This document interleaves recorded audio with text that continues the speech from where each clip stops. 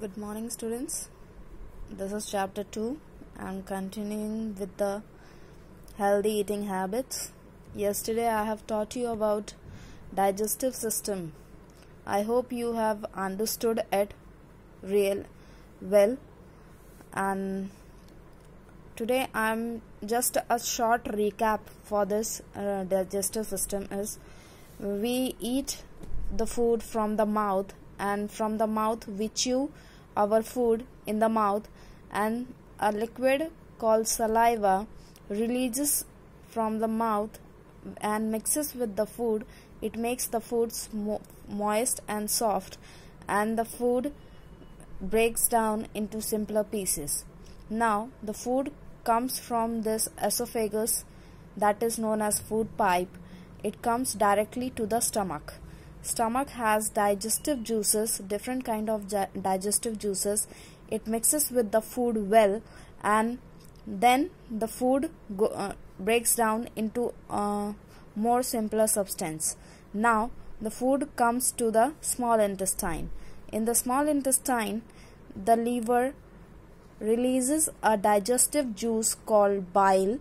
Bile comes to directly in the small intestine and mixes with the food and digested well. Now the walls of the small intestine absorbs nutrients from the food which we have eaten. The nutrients goes into the blood directly, and we are left with the undigested food and water inside the small intestine. Now the small intestine gives all this undigested food and water to the large intestine, and large intestine's wall absorbs water from the waste, and the waste is now in a solid form. In the solid form, it comes from the anus and it goes out. This is all the working of the digestive system. अगर हिंदी में समझाऊं तो mouth में हम खाना लेते हैं, खाना खाते हैं, दांतों से च्यू करते हैं, चबाते हैं, और उसको छोटे छोटे पीसेस में बांट दिया जाता है. फिर माउथ के अंदर सलाइवा निकलता है. सलाइवा के साथ खाना मिलकर सॉफ्ट बन जाता है, मुलायम हो जाता है और मॉइस्ट हो जाता है. वही खाना फूड पाइप के थ्रू अंदर आता है और ये सीधा स्टमक में जाता है. स्टमक में आपके डाइजेस्टिव जूसेस पहले से ही मौजूद होते हैं. वो खाना डाइजेस्टिव जूसेस के साथ मिलकर और सिंपल सब्सटेंस में डिवाइड हो जाते हैं. फिर ये खाना डायरेक्टली पहुंच जाता है कहाँ? स्मॉल इंटेस्टाइन में. स्मॉल इंटेस्टाइन में एक डाइजेस्टिव जूस आता है लीवर से, उसका नाम है बाइल. बाइल से और खाना मिलकर मिक्स होकर अच्छे से डाइजेस्ट होता है स्मॉल इंटेस्टाइन में. अब स्मॉल इंटेस्टाइन में चीजें जो हैं वो न्यूट्रिएंट्स एब्जॉर्ब हो जाती हैं खाने के अंदर से. इनकी वॉल्स एब्जॉर्ब कर लेती हैं स्मॉल इंटेस्टाइन की. अब इस खाने में कोई भी न्यूट्रिएंट बाकी नहीं बचा है. इसका मतलब वो खाना अब क्या है? वेस्ट है. दैट मीन्स अनडाइजेस्टेड फूड भी दूसरा नाम बोला जा सकता है. तो अनडाइजेस्टेड फूड और पानी बचा हुआ है अब इस खाने के अंदर. तो अब ये खाना या फिर वेस्ट या फिर अनडाइजेस्टेड फूड ये कहाँ पहुंच जाता है? लार्ज इंटेस्टाइन में. लार्ज इंटेस्टाइन की वॉल पानी को सोख लेती हैं, और वो जो सॉलिड पार्ट अब बच चुका है, सॉलिड जो चीज बच चुकी है, वो वेस्ट बाहर निकल जाता है थ्रू एनस. ये है आपका पूरा working process of digestive system. So ये रिकैप इसलिए है क्योंकि आपको समझ में आ जाना चाहिए कि डाइजेस्टिव सिस्टम इम्पॉर्टेंट है. इसके खास तौर पे आपको ये डायग्राम भी ढंग से बनाना आ जाना चाहिए, और ये लेबलिंग खास तौर पर आपको मार्क्स दिलाने के काम आएंगी. अगर आपने साइंस में लेबलिंग नहीं की है तो इसका मतलब वो एक सिर्फ पिक्चर है, और साइंस में पिक्चर का कोई मायने नहीं रखा जाता जब तक उसको लेबल नहीं किया जाए. तो लेबलिंग बहुत ज्यादा इम्पोर्टेंट है हर डायग्राम के लिए. फिर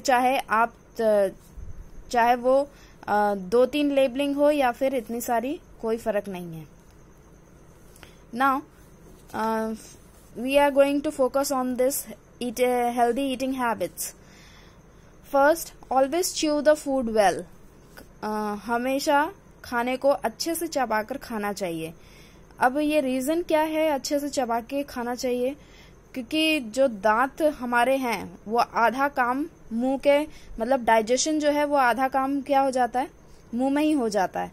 अगर हम खाने को अच्छे से मुंह में ही चबाएंगे नहीं, उसको सिंपल पीसेस में नहीं बांटेंगे, तो स्टमक को ज्यादा मेहनत लगेगी डाइजेस्ट होने में, और स्टमक को ज्यादा मेहनत लगेगी तो दैट मीन्स आपके मसल्स पुल हो सकते हैं ना, और स्मॉल इंटेस्टाइन को भी ज्यादा मेहनत लगेगी, तो आपका पेट, इसीलिए थोड़ा इनडाइजेशन की प्रॉब्लम हो जाती है किसी को, कि उसका खाना ठीक से पच नहीं पाता है। क्यों नहीं पच पाता है? क्योंकि आप लोग ज्यादा मेहनत दे रहे हैं स्टमक को।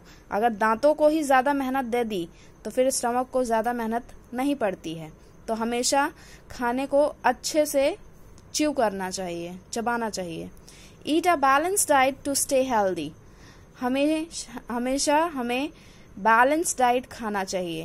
बैलेंस डाइट मैंने पहले भी पढ़ा रखा है फर्स्ट चैप्टर में, जिसमें आपके carbohydrate, fats, proteins, vitamin and minerals सब एक साथ होने चाहिए बराबर मात्रा में, ठीक है, ताकि आप हेल्दी रह सकें।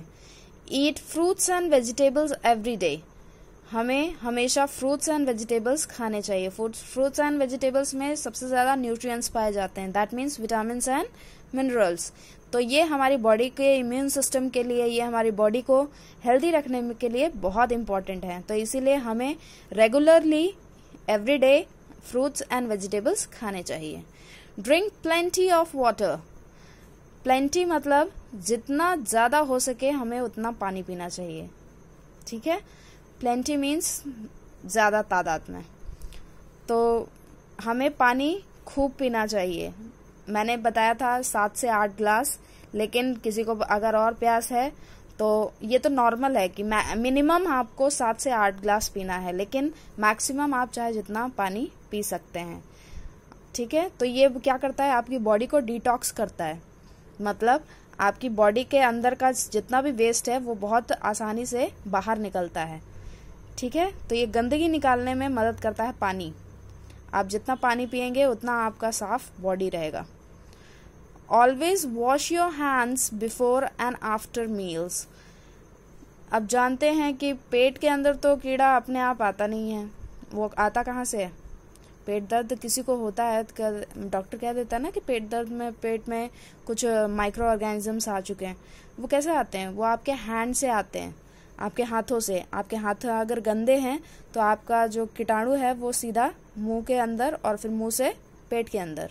समझ में आ गया? तो पहले क्या करना है, हैंड वॉश करना है, खाने से पहले और खाने के बाद, और अच्छी तरह करना है, राइट।